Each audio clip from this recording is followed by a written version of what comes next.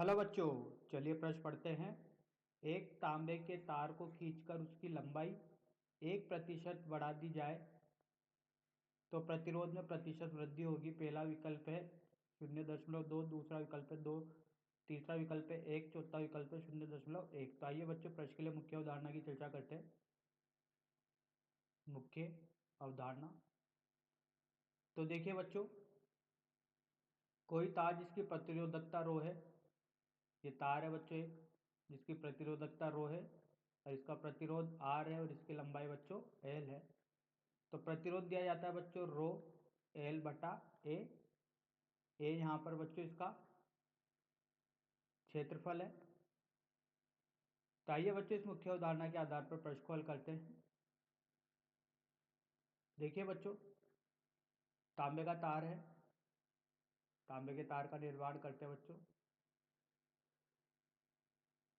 तो प्रतिरोधकता बच्चों इसकी रो है, ए इसका क्षेत्रफल है, एल इसकी लंबाई है बच्चों।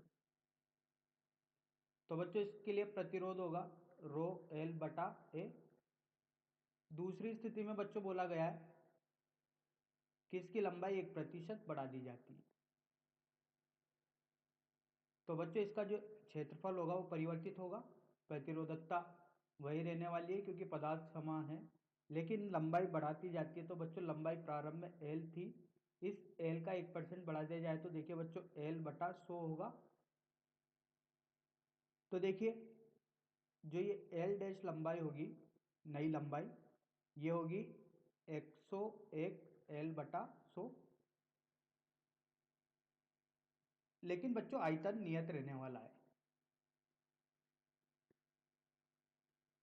आयतन परिवर्तित नहीं होगा। प्रारंभिक आयतन अगर ए एल था तो अंतिम आयतन रहने वाला है ए डैश एल डैश। तो इस स्थिति में ए एल बराबर ए डैश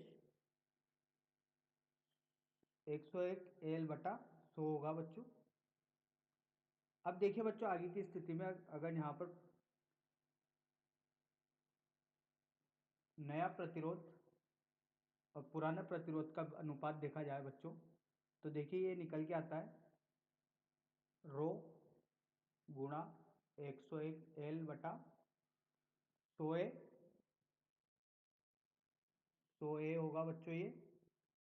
तो बच्चों आर डैश का मान लिखा जाए तो आर डैश होगा बच्चों रो गुणा 101 एल बटा 100 ए डैश। तो इसको हल करने पर रो गुणा 101 एल बटा 100 ए डैश।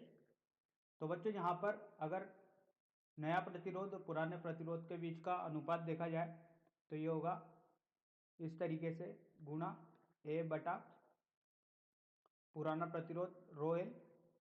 तो बच्चों रो एल से रो एल कट गया तो आर डैश बटा आर मिला बच्चों 101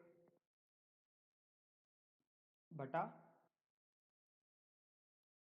ए ए डैश बटा 100। अब देखिए बच्चों यहां से बोला गया था कि आयतन नियत रहने वाला है। तो इस स्थिति में बच्चों ए बटा ए डैश का मान देखा जाए तो ये होगा 101 बटा 100। तो देखिए यहाँ पर रखते हैं इसका मान, ए बटा ए डैश का मान रखते हैं तो आर डैश बटा आर बराबर 101 बटा 100 गुणा 101 बटा 100। तो बच्चों इसका मान मिला है आर डैश बटा आर 1.201। तो आर डैश बराबर हो गया बच्चों 1.020 आर के। देखिए ये आ गया नया प्रतिरोध। अब देखिए प्रतिरोध में वृद्धि देखी जाए तो आर डैश ऋण आर बराबर होगा बच्चों, आर डैश का मान है 1.0201 आर ऋण आर। तो देखिए यहाँ पर अगर ये बात की जाए तो देखिए हल करने पर क्या मिलता है 0.0201 आर। तो प्रतिशत वृद्धि होगी बच्चों, प्रतिशत वृद्धि 0.02 R बटे R गुणा 100। तो यह आएगा बच्चों, हल करने पर 2% की वृद्धि होगी। तो यही अपने प्रश्न का उत्तर है बच्चों। प्रतिशत वृद्धि पूछा गया था, कितनी प्रतिशत वृद्धि हो रही है? 2% की। आशा करता हूँ आपको यह समझ में आया होगा। धन्यवाद।